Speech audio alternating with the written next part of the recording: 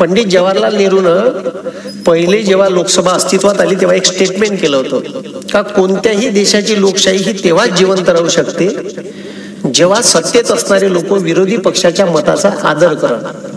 तर हे चोट्टा आदर करायलाच तयार नाही. यानं विकून खाल्ली आम्ही. मायच म्हणते सगळं. स्वतःच्याच भाषणात म्हणते मैं फकीर हूँ झोला लेके चल जो. आम्हाला कर साल्या भिकारी, आमच्याही गळ्यात दे. तो भिकारी आहे तर आपल्याला कोटोनं घेऊन फिरवणार आहे तो.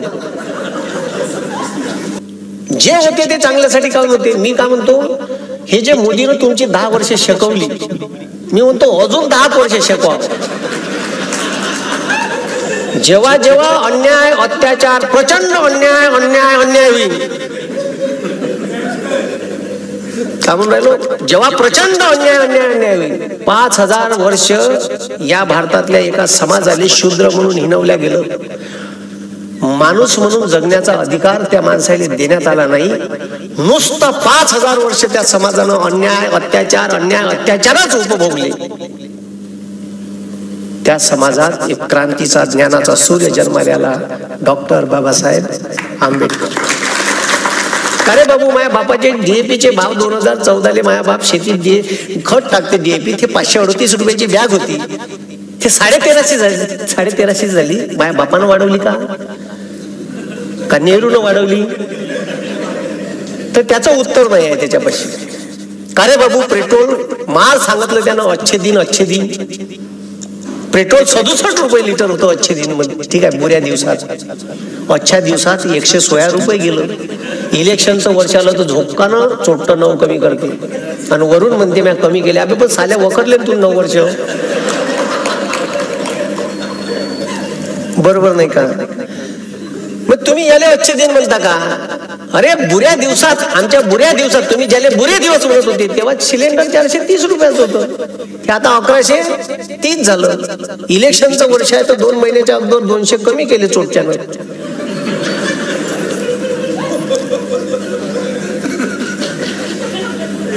याले जर तुम्ही अच्छे दिन म्हणत असाल तर अजून शिकून घ्या.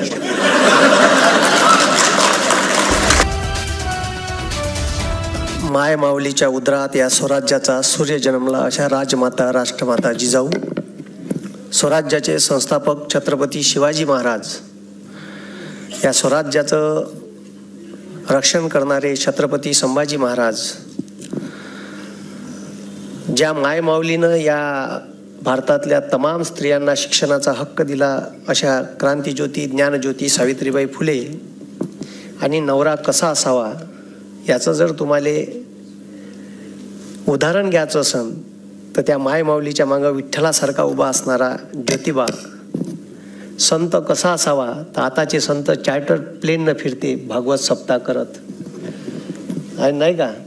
आणि आमच्या पोट्याला ज्ञान पाचते का बेलाच्या पाण्याला सहज लावा आणि ते पिंडीवरती 108 वेळा वाहा, म्हणजे बिना अभ्यासानं पोरगा पास होईल. म्हणून संताची परिभाषा ज्या लोकांनी ठरवून दिली, असे जगद्गुरु तुकाराम महाराज, राष्ट्रसंत तुकडोजी महाराज, कर्मयोगी गाडगे महाराज, तमाम महापुरुषांना मी इथे वंदन करतो.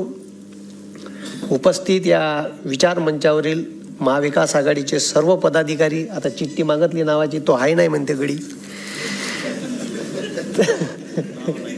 तर सगळ्याचे एका शिशात जमून टाकतो. महाविकास आघाडीचे सर्व पदाधिकारी, संभाजी ब्रिगेडचे सर्व पदाधिकारी, सौरभदादा सहित, आणि इथं उपस्थित मेळाव्यात हजर असणारे सर्व संभाजी ब्रिगेडचे पदाधिकारी. मी पश्चिम महाराष्ट्राच्या दौऱ्यावर चाललो आहे. तिथं 6-7 जागासाठी आता इलेक्शन आहे आणि आमच्या इकडलं आटोपलं. तर तुम्हाला सांगतो, आमच्या इकडं 11 जागा जवळपास आटोपल्या.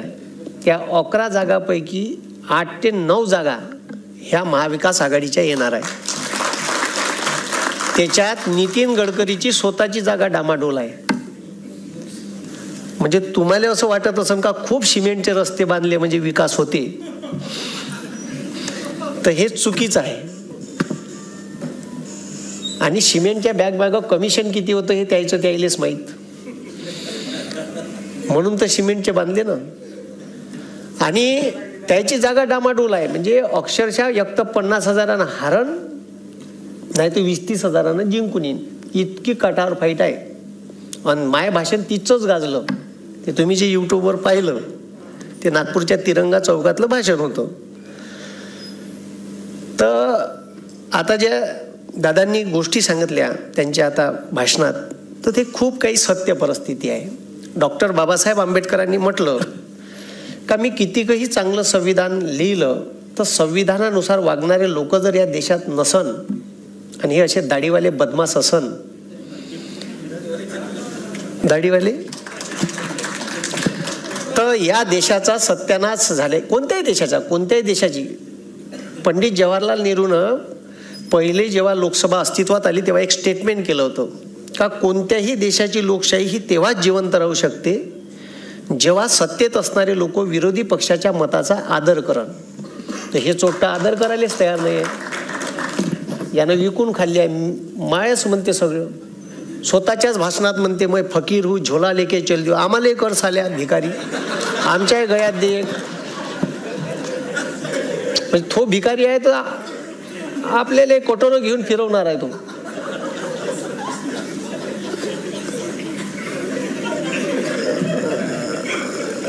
म्हणजे या देशात चालू काय, तुम्हाला एक खूप चांगला उमेदवार निलेश लंकेच्या स्वरूपात मिळाला आणि तुम्हाला सांगतो निलेश लंकेसारखा आमदार सध्या तरी महाराष्ट्रात नाही. कारण काहीच नका करू, त्या माणसाचे कोरोनातले व्हिडिओ घ्या आणि बस तेच व्हायरल करा, असाच माणूस जिंकून येते. एकही आमदार नाही, कोरोनात सगळे घरात लपले होते, तो एकमेव आमदार होता का पेंडॉल टाकून ज्यानं सिलेंडर ऑक्सिजनचे उपलब्ध करून दिले, ज्याले गावात घ्यायला कोणी तयार नव्हतं क्वारंटाईन म्हणून, त्या माणसानं त्यानं जागा उपलब्ध करून दिली, हॉस्पिटल सारखी व्यवस्था उपलब्ध करून दिली. काहीच नाही करायचं, ते जुने व्हिडिओ काढायचे आणि पेलवायचे. ठीक आहे, ते अर्धे ठंडे असेच होते बाकीचे बीजेपी वाले. आणि आता दादांनी सांगितलं हिटलर असा होता तसा होता. माझ्या भाषणात एक वेळा मी सांगितलं आहे, असे किती रुस्तम आले किती गेले. काही लोकांनी म्हटलं का पक्ष फुलला, जे होते ते चांगल्यासाठीच होते, जे गेले ते निष्ठावंत नव्हते, ते कवा ना कवा पळणारच होते, त्याच्यामुळे गेले तर चांगलं झालं. मी तर असं म्हणतो, अजून जे कोणी आहे त्यानं चाललं जावं. त्यानं एक गोष्ट होते का जे जमिनीवरचे कार्यकर्ते राहते त्याईले चालना भेटते. पहिली गोष्ट का त्याईले सतरंजा सुचला लागेल भाऊ, ते आता कुठं मार्केटला येऊन राहिले. जे गेले ते जाऊ द्या, ते निष्ठावंत नव्हतेच. आणि कोणत्याही पक्षाचा कार्यकर्ता असो, माळवा ठीक आहे माळवा असो, तो निष्ठावंत असला पाहिजे, कमीत कमी तेवढी तर निष्ठा असली पाहिजे. आणि ते गेले, चांगली गोष्ट झाली. शिवसेनेत किती मोठ्या जागा खाली झाल्या होता, एवढे पयाले तर यायची लायकी तर माहीत पडली का हे कोण्या लायकीचे होते. राष्ट्रवादीतून गेले, आता सत्ता आहे म्हणून बरं वाटून राहिलं त्याले. आता पलटी मारला गेम का ते पुरे वापस याच्या लाईनीत लागते. आणि जे होते ते चांगल्यासाठी काऊन होते. मी का म्हणतो, हे जे मोदीनं तुमची 10 वर्ष शिकवली, मी म्हणतो अजून 10 वर्ष शिकवा. जेव्हा जेव्हा अन्याय अत्याचार, प्रचंड अन्याय अन्याय अन्याय होईल, का म्हणून राहिलो, जेव्हा प्रचंड अन्याय अन्याय अन्याय होईल, 5000 वर्ष या भारतातल्या एका समाजाला शूद्र म्हणून हिणवल्या गेलं. माणूस म्हणून जगण्याचा अधिकार त्या माणसाला देण्यात आला नाही. नुसतं 5000 वर्ष त्या समाजानं अन्याय अत्याचारच उपभोगले. त्या समाजात एक क्रांतीचा, ज्ञानाचा सूर्य जन्माला, डॉक्टर बाबासाहेब आंबेडकर.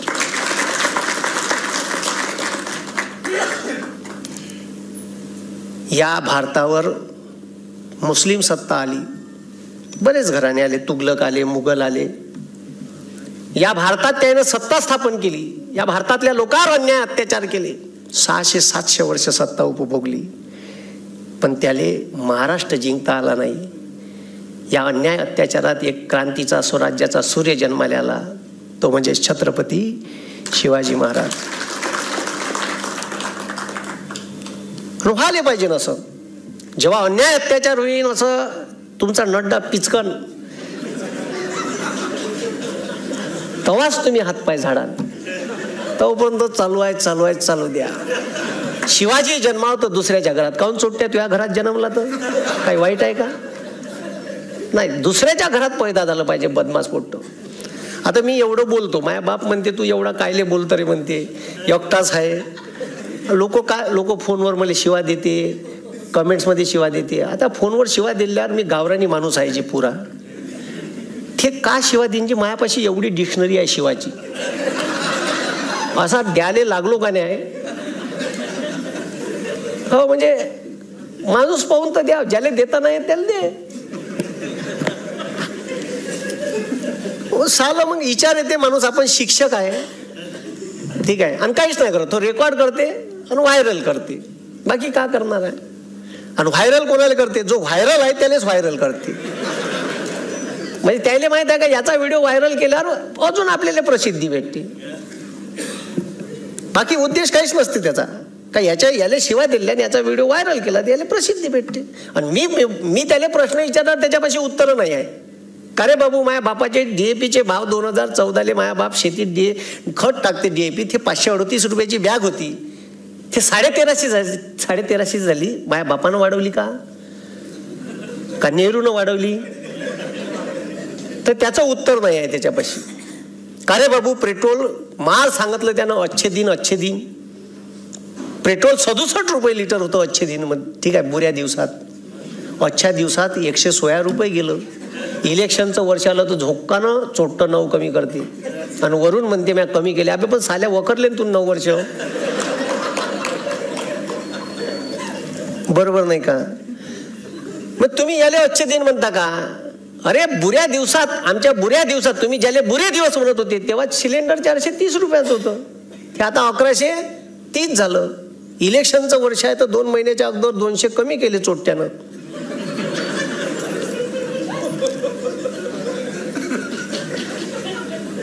याले जर तुम्ही अच्छे दिन म्हणत असाल तर अजून शिकून घ्या, नाही तर मग येणाऱ्या इलेक्शन मध्ये निलेश लंके साहेब कसे निवडून येईन याच्यासाठी मतदान करा. पण काहीच नाही करा. आता तुम्ही इथं 400-500 लोक आहे, तुमचे एकाच्या मागं 50-100 लोक आहे का नाही? 50-100, एक माणूस 50-100चा आहे, कदाचित जास्त आहे. असं काहीच नाही करायचं. मतदानाच्या दिवशी इथं तुम्ही 500 लोक आहे, 500 गुणेला मी 100 पकडतो, ठीक आहे. किती लोक झाले? किती झाले? 50,000. किती झाले? 50,000चं वोटिंग तर तुमच्यापाशी इथं बसलं आहे. तुम्ही का करायचं? पुन्हा एक व्हिडिओ घेतला. आता सगळ्या सरांनी सांगितलं का EVM वगैरे, EVMवर विश्वास आहेच नाही, पण आता त्याच्यातूनच मार्ग काढा लागल. दुसरा पर्याय काय आपल्यापाशी? आपण म्हणलं बॅलेटवर घेते का? ते नाही घेत, नाही घेत ना. तर EVM मशीन बाबत काही नियम आणि पत्ते आहे, ते पाहिले पाहिजे. त्याच्यासाठी मी एक व्हिडिओ घेतला आता 3 दिवसाच्या अगोदर. काय EVM मशीन ची प्रोसिजर इलेक्शनच्या दिवशी, अगोदरल्या दिवशी तुमच्या गावात ती 3 वाजता येते. किती वाजता येते? 3 वाजता येते अधिकारी. तर त्याच्यात मी सांगितलं आहे का त्याची सिरियल नंबर कशी पाहायची. ती सिरियल नंबर उमेदवार तुम्हाला उपलब्ध करून देईल. ते उमेदवाराच्या प्रतिनिधीची जबाबदारी असते का तुमच्या गावात कोणत्या सिरियल नंबरचं EVM मशीन येणार आहे. EVM मशीनची बॅटरी चेकअप करायची. सुरुवातीला किती आहे, इलेक्शन झाल्यावर किती आहे. ती एक माणूस असते क्रॉस मारणारा, याचं झालं याचं नाही झालं तर ते शेवटी काउंटिंग त्याचं आणि EVM मशीनची टोटल ते क्रॉस व्हेरीफाय करून 17C नंबरवर तुम्हाला सगळं लिहून देते. जो तुमचा प्रतिनिधी असते, तुमचा प्रतिनिधी हा सकाळी 5 वाजता 5:30 वाजता तिथं बूथवर पाहिजे. BJPचा असते, आपला राहत नाही. प्रॉब्लेम तो आहे, हे समजून घ्या तुम्ही. आपले अलाल टट्टू लोक आहे, कोण जाईन, ह्या 7 वाजता जाते इलेक्शन सुरू झाल्या, तोपर्यंत मशीनचं शील विल सगळे होऊन जाते. इलेक्शन किती वाजता चालू होणार आहे, तर 7 वाजतापासून 6 वाजेपर्यंत इलेक्शन आहे. पहिले 5 होतं, 1 तास वाढवला पुन्हा. तर त्याचा व्हिडिओ टाकलाय, पूर्ण माहिती दिली आहे. तो व्हिडिओ पहा, यूट्यूब चॅनलवर आहे आपल्या, पूर्ण माहिती. आणि इथं बहुतेक प्रशिक्षण बी होईल शेवटल्या 2 दिवसा अगोदर. त्या प्रशिक्षणाला सगळ्यांनी राहायचा, ठीक आहे, चांगला एखादा तज्ज्ञ माणूस. आणि माझाही व्हिडिओ पाहायचा. आणि जो बूथ प्रतिनिधी राहणार आहे त्याला तो शेअर करा, त्या व्हिडिओ पाहून जा म्हणा, तिथं किती वाजता हजर राहायचं आहे, ठीक आहे.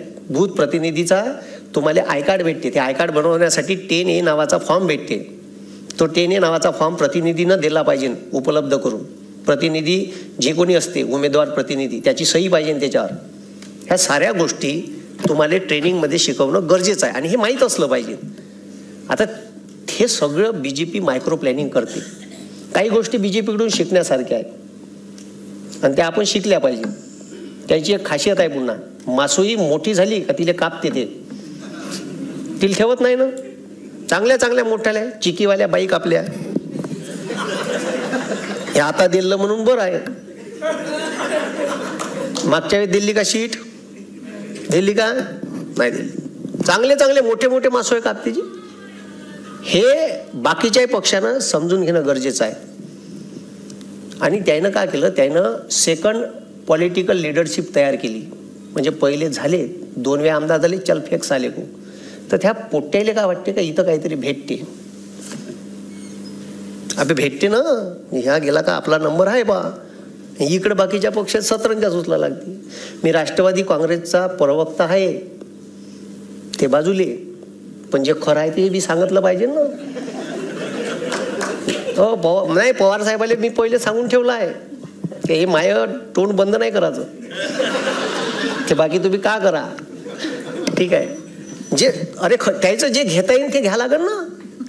त्यानं सरकारचा पैसा RSSचे मागच्या ज्या मिटिंगा होती कार्यकर्त्याच्या त्याच्यासाठी वापरून चालू केलं. आमच्या इथे हिंदी विश्वविद्यालय आहे वर्धेले, महात्मा गांधी, ते सर्रास RSSचं केंद्र बनलं आहे. आणि तिथं सर्रास चांगल्या चांगल्या लोकांच्या गुप्त मिटिंगा होती सरकारी पैशावर. त्याला म्हणाव का कराय मास्तर नावाला पकडून द्या, दाखव साल्या म्हणा CCTV फुटेज. नाही एका पकडून दिलं काहीच नाही. म्हणून इलेक्शन ज्या पद्धतीनं ते लढते, स्ट्रॉंग रूम मध्ये EVM मशीना ठेवल्या का ठेवतपर्यंत आपले लोक तिथं हजर असले पाहिजे. ठेवल्यानंतर बी 4 माणसं 4-5 कोणत्यावर आपले रात्रंदिवस जागली ठेवायचे. दिवसा 4, संध्याकाळी 4. रोज तुम्हाला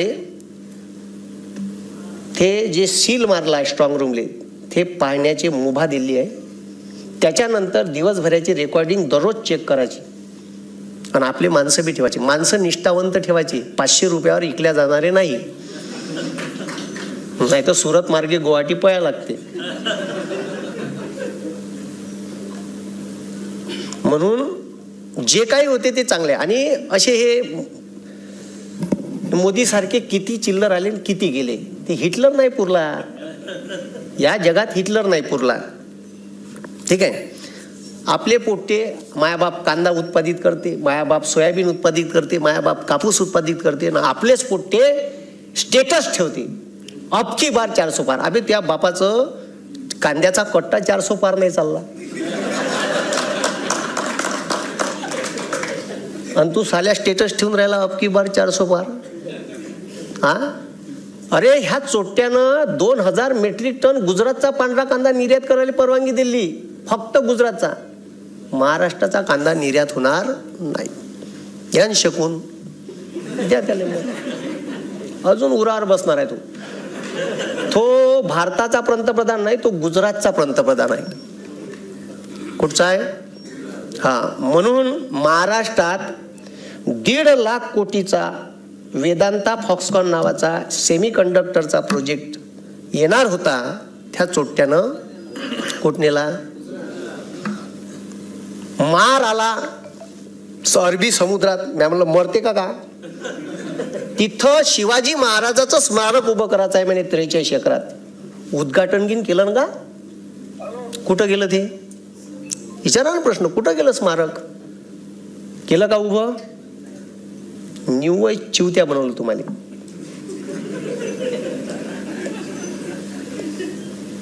अरे सत्य आहे ना. केलं का. महानंदा डेअरी महाराष्ट्राची शान होती.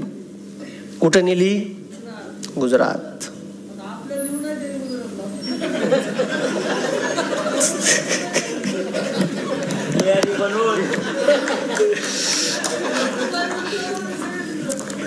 बरं ते तर सोडा.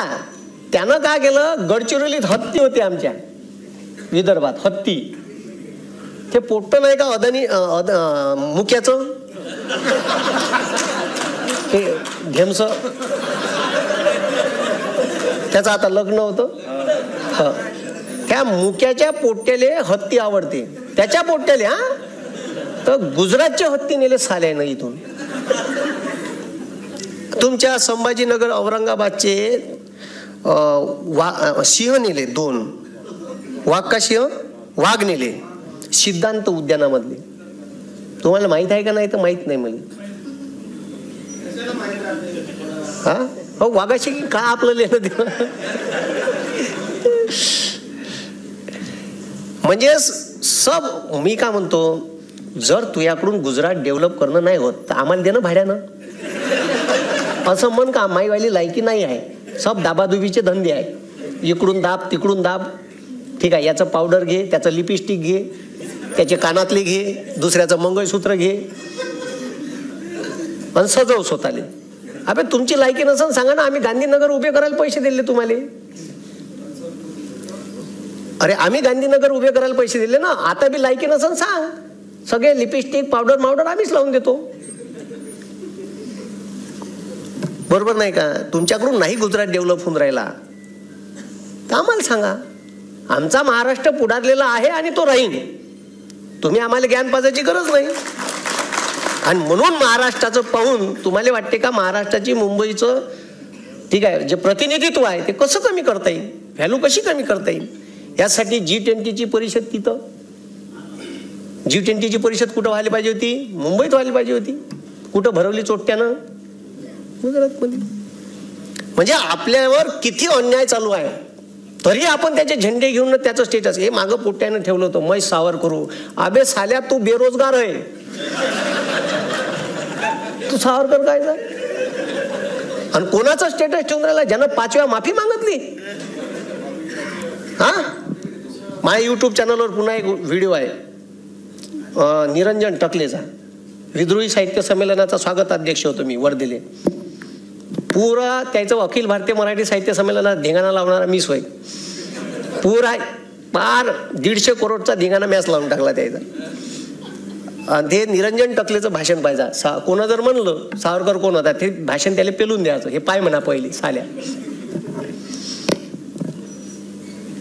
तर खतरनाक काम आहे. म्हणजे मला अक्षरशः चीड येते जी. साले एवढा अभ्यास केल्याच्या नंतर असं वाटते. म्हणजे ह्या पहिला पंतप्रधान आहे त्या अग्निवीर भरतीमध्ये लग्नाच्या वयात पोट्टेले रिटायर्ड करणार आहे. जगातला पहिला पंतप्रधान असं नाही का. वयाच्या 19व्या वर्षी पोट्ट लागण ना 23व्या वर्षी का होईल रिटायर्ड होईल. का म्हणून बापानं नाव त्याले. आता त्यानं 23व्या वर्षी रिटायर झालं. पोट्ट लग्नाच होईल. बाप त्याला पोरीच्या घरी घेऊन जाईल. चाल रे बाबू. आणि पोरीचा बाप उभा ठेवून का त्याले का सांगन पोरीच्या बापाले he is my son. He is a retired ex serviceman. पोरीचा बाप उभा ठेवून का त्याच्या ढुंगणार लात मारण. ठेवण का. तुम्ही तरी रिटायर झालेल्या पोराले पोरगी द्यान का. आणि तो वेपनचं ट्रेनिंग घेऊन आलेला बेरोजगार युवक राहील. तो देशासाठी घातक आहे. म्हणजे या देशात का करायचं हे त्याला लक्षात घ्या. का वेपनचं ट्रेनिंग देऊन बेरोजगार करून तो वयाच्या 23व्या वर्षी. असा पंतप्रधान माझ्या देशाला पुन्हा नाही पाहिजे. आणि अनपढ गवार आहे साला. Degree duplicate.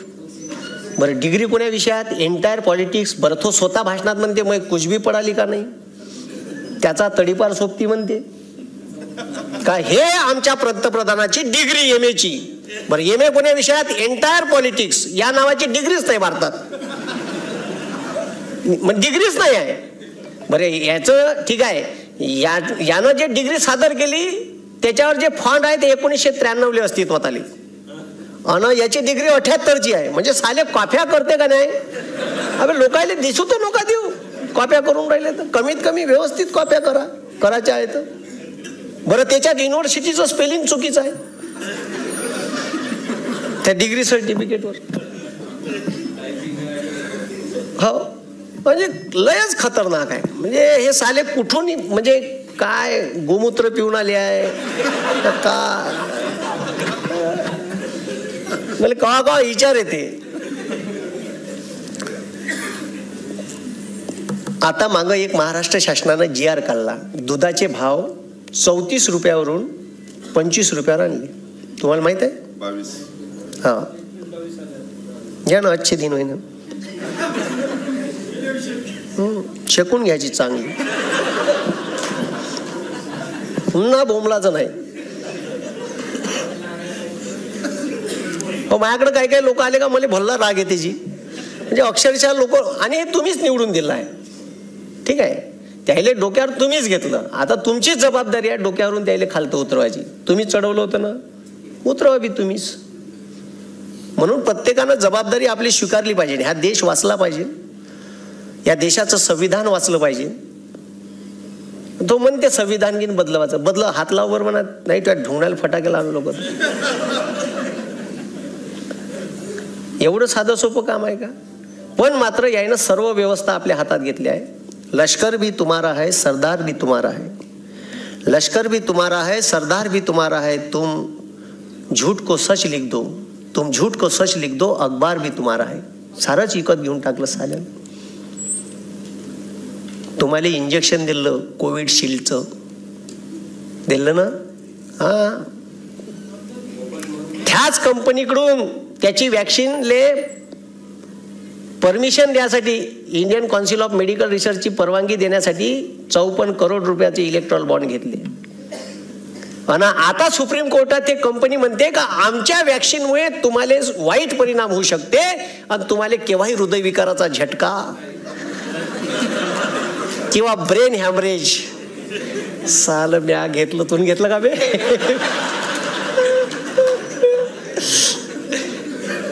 अबे त्यानं स्वतः नाही घेतलं त्यानं नाटक केलं आहे इंजेक्शन घ्यायचं माहित आहे का? त्याला सुईच नाही टोचली. त्याचे फोटो पाहिले का तुम्ही दाढीवाल्याचे? दाढीवाल्यानं सगळ्याच ठिकाणी फोटोशूट केलाय. त्याचे 3 फोटो गायब आहे. जर भेटले तर मला पाठव जा. एक लग्न करतानाचा, एक डिग्री घेतानाचा आणि एक चाय विकतानाचा. हे 3 फोटो जर मला भेटलेत पाठव जा. मी सर्चिंग मध्ये आहे का हे 3 फोटो मला भेटले पाहिजे. असं आहे. म्हणून हे किती बी रुस्तम आले ना आणि खूप अहंकारी माणूस आहे. कधी मला वाटते असे कपडे गिपडे घालायला भेटले नसन त्याला. त्यानं पहिले सांगितलं मी फकीर होतो तर त्याचा पेन 1.5 लाखाचा, त्याचा चष्मा 3.5 लाखाचा, स्वतःच्याच कोटवर मोदी मोदी मोदी लिहून घेतलं. एवढं आणि तुम्ही पाहिलं का जी कधी ध्यान घेऊन करायला चष्मा लावून जातानी? ते मागं 2019चं इलेक्शन झाल्याबरोबर संपल्याबरोबर दुसऱ्या दिवशी ते इथं गेलो होतो केदारनाथले. त्या केदारनाथले चष्मा लावून ध्यान. अरे आणि म्हणलं बरं कॅमेरावाला बी हा तुम्ही तरी कॅमेरावाला घेऊन जाण का?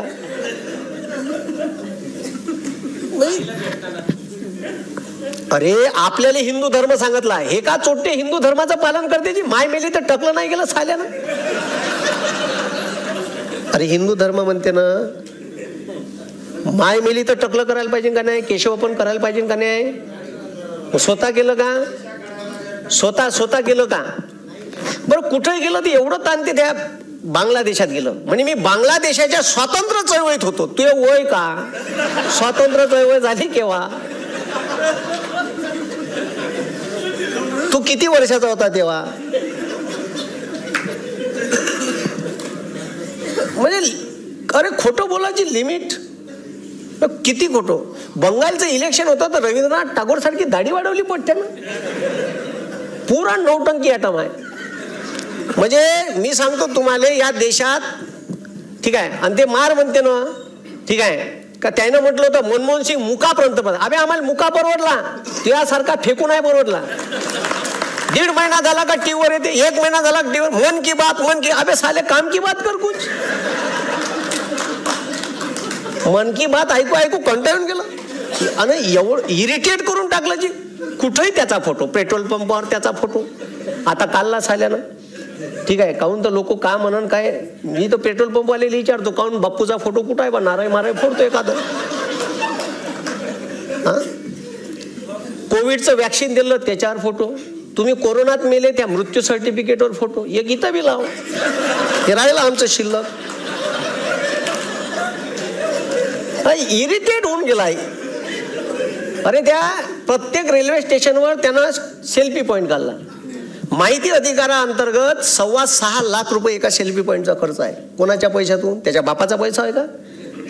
भारत सरकारच्या टॅक्सचा पैसा आहे, आपण दिलेला पैसा आहे, सर्वसामान्य लोकांचा टॅक्सचा पैसा, करोडो रुपये खर्च करते. या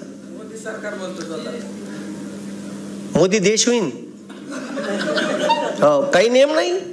सरकार तर केलंच त्यानं, भारत सरकार गायब केलं तर मोदी देश करत. एवढा अहंकार. पण तुम्हाला सांगतो असे किती आले किती गेले त्याची काही चिंता करायची नाही. आपल्या हातात सत्ता आहे, आता सत्ता परिवर्तन करायचं आहे आपल्याला. तुम्हाला एक छोटीशी हिटलरची गोष्ट सांगतो, मला जायचं आहे समोर. एक सभा राहुरीली आहे माई, तनपुरे साहेबांनी घेतली आहे. 6 तारखेला राहीन बहुतेक, डेट कन्फर्म व्हायची आहे. मी इकडंच आहे आता 8-10 दिवस मोदीले धुवासाठी.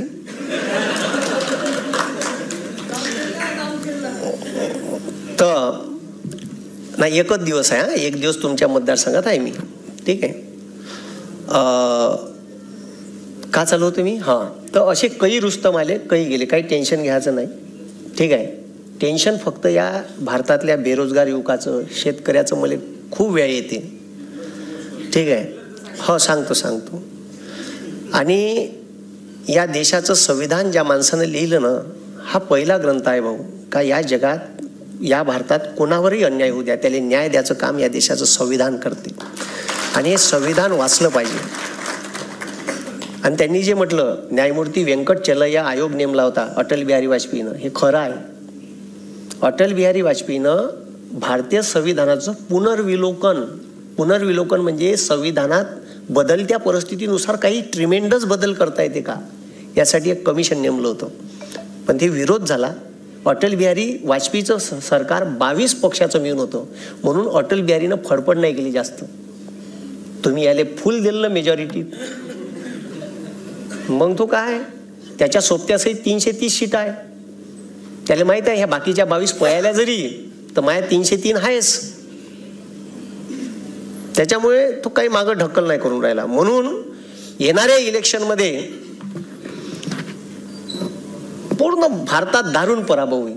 म्हणून यायनं फोडाफाडी हे ते खूप चालू आहे त्याचं. पण भारतातले लोक हुशार आहे, चांगले हुशार आहे, मला असं वाटते. म्हणजे मी समजतो तुम्हाला, आहे का? अरे आहे का नाही आहे? आहे. मग एवढी शेकल्यावर जर समजत नसल तर मग मी काही करू नाही शकत. एवढं म्हणजे एवढं जीव तोडून प्रत्येक भाषणात सांगतो मी, का एवढं तुमच्यावर केलं तुम्हाला जर ते. आणि खरंच म्हणजे मी माझ्या मतदारसंघात फिरलो. मी ज्या दिवशी इलेक्शन होतं माझ्या मतदारसंघात 26 तारखेला मी 42 गावं फिरलो एका दिवशी. सकाळी 8 वाजतापासून निघाले. हे सोबती गेली होती माझ्यासोबत, माझ्या गँग. 42 गाव फिरलो एका दिवशी. आणि मी माझ्या मतदान करायला 5:45 वाजता गेलो. माझी बायको वाट पाहत होती, तिचं दुसऱ्या गावात मतदान, माझ्या दुसऱ्या गावात मतदान. 5:45 वाजता पोचलो. माझ्या गावातले म्हणजे आलाच कायले तू. तर लोकांचं म्हणणं का होतं, उमेदवार कोणताही द्या आम्ही निवडून देतो, पण आम्हाला मोदी नाही पाहिजे. का नाही पाहिजे? आता एवढं चांगलं काम केलं आहे मुनगंटीवारनं त्याच्या मतदारसंघात. लोक का म्हणे त्याला माहित आहे का, साहेब तुमच्याबद्दल रोष नाही जी म्हणे, मोदी नाही पाहिजे म्हणे. त्याच्या तोंडावर म्हणलं, तोंडावर अक्षरशः. नागपूरमधले मुस्लिम साहेब म्हणे तुमच्यासोबत काहीच वैर नाही गडकरी साहेब, पण आम्हाला मोदी नाही पाहिजे. नाही दिलं मतदान. तुम्ही समजून घ्या का लोकांमध्ये किती रोष आहे. आणि तुम्ही जेव्हा फिराल तर लोकच सांगते का LED त्याच्यावाले LED स्किन फोडल्या लोकांना गोटे मारून. बॅनर फाडले अक्षरशः काही काही मतदारसंघात.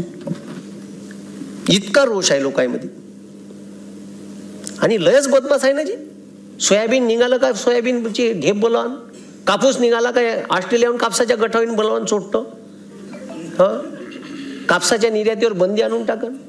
कांदा गुजरातचा निर्यात करण, महाराष्ट्रातला नाही करण. अरे 42 वर्ष झाले नर्मदा सागर प्रोजेक्ट उद्घाटन नव्हतं झालं. कोर्टात केस चालू होती. बापू सत्तेत आल्याबरोबर उद्घाटन झालं ना.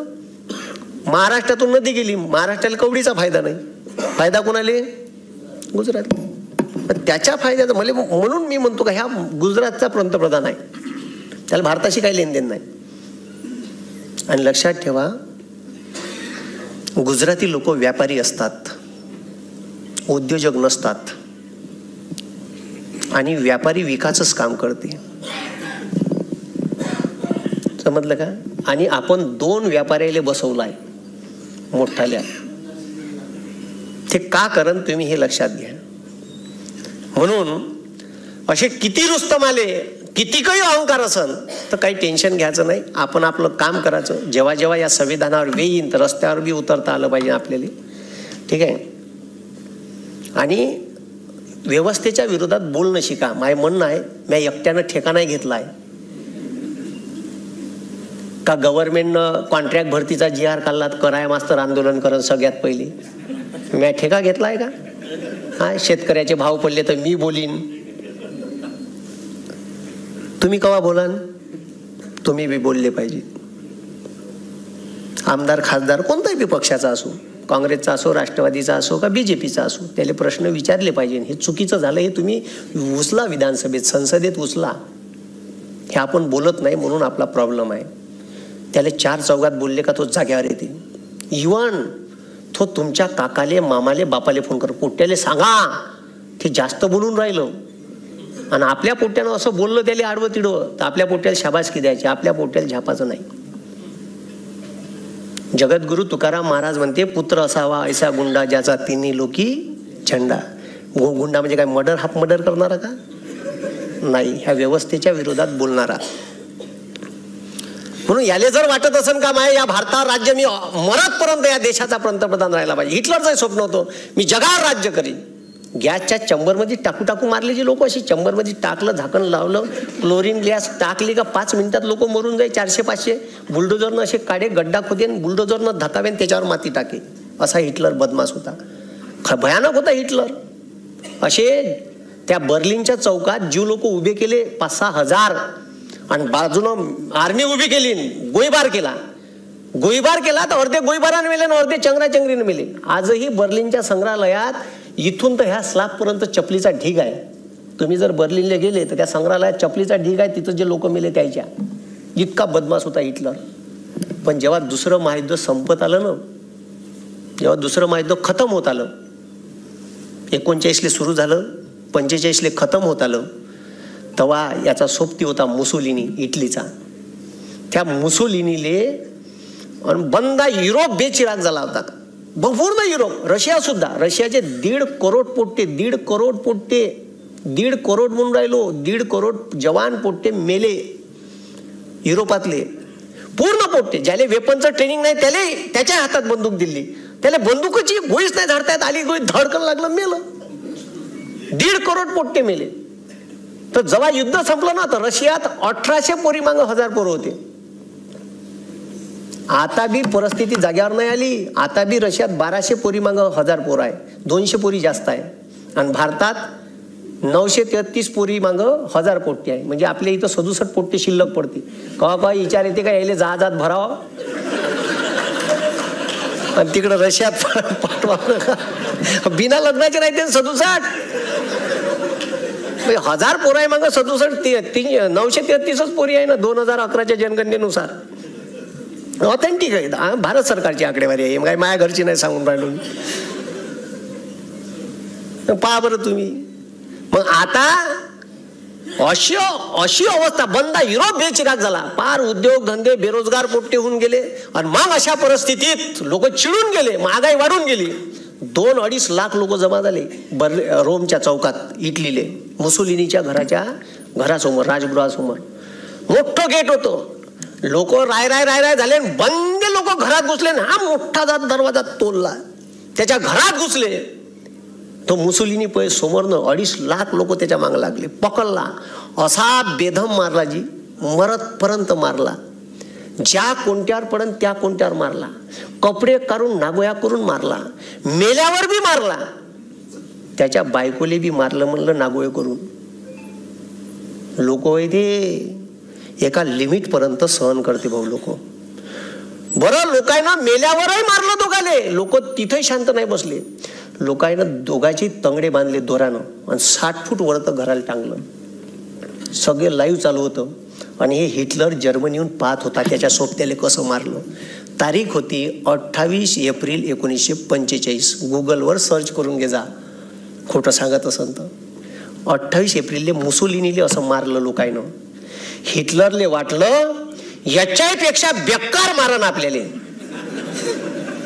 म्हणून 29 एप्रिल तारीख गेली आणि 30 एप्रिल कालची तारीख, 30 एप्रिलले हिटलरनं आत्महत्या केली. मी म्हणतो माया देशातले लोक चांगले आहे, माया देशात असं काही व्हाव नाही.